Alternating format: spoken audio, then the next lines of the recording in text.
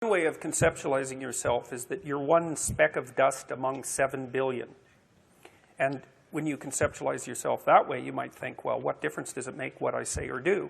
And that's actually quite convenient for you, because if it doesn't matter what you say or do, then you don't have any responsibility and you can do whatever you want.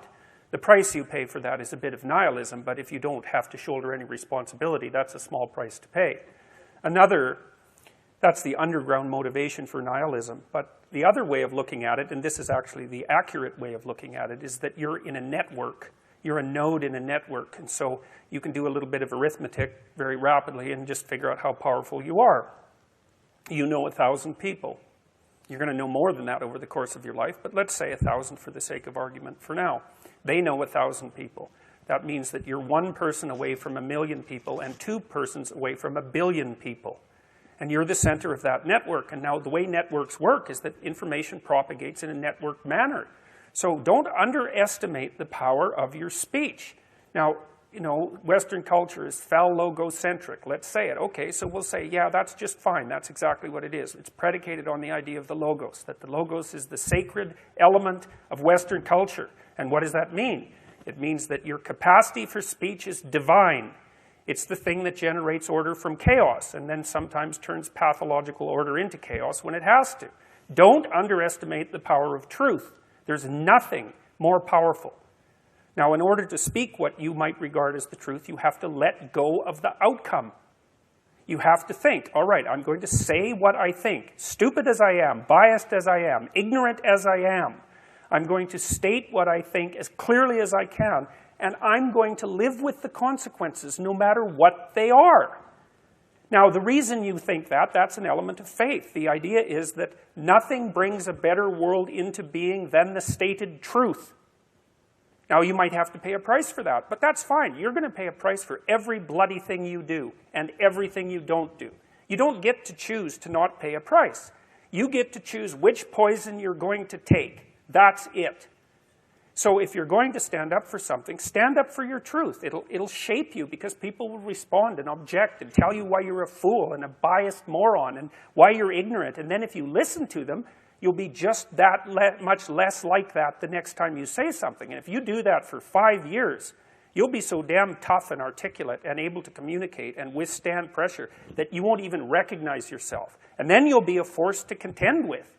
And you don't get to wait until, because I get letters like Gad Saad gets all the time too, from faculty members in particular, and they say, well, you know, when I get tenure, it's like, then they think, well, when I'm an associate professor, and then they think, well, when I'm a full professor. It's like, if you're a professor already, you're like the most protected person in the history of the planet, you know, and you need, well, okay, but one of the things that indicates is that it's almost impossible to provide people with enough protection so that they feel safe to speak. Okay, so we'll address that directly. It is not safe to speak, and it never will be. But the thing you got to keep in mind is that it's even less safe not to speak, right? It's a balance of risks. It's like you want to pay the price for being who you are and stating your mode of being in the world, or do you want to pay the price for being a bloody serf, one that's enslaved him or herself? Well, that's a major price, man. That thing unfolds over decades, and you'll just be a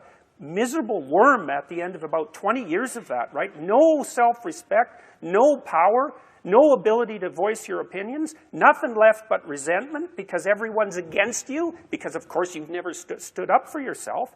It's like, say what you think carefully, pay attention to your words. The price is, it's a price you want to pay if you are willing to believe that truth is the cornerstone of society. And in the most real sense, if you're willing to take that leap, then tell the truth and see what happens. And nothing better could possibly happen to you. There'll be ups and downs, and there'll be pushback, and there'll be controversy and all of that, but it doesn't matter. The truth is what makes the world, the truth is what redeems the world from hell, and that's the truth. And we saw plenty of hell over the last 100 years, you know, and we haven't learned a bloody thing from it.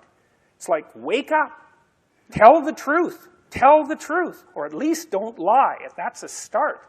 And you got to understand that's a risk.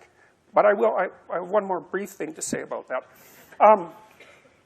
So, you know, I said what I had to say back in September, and I'm sure that I could have done it better, and many people have told me how I could have done it better, although it didn't mean they would actually do it, but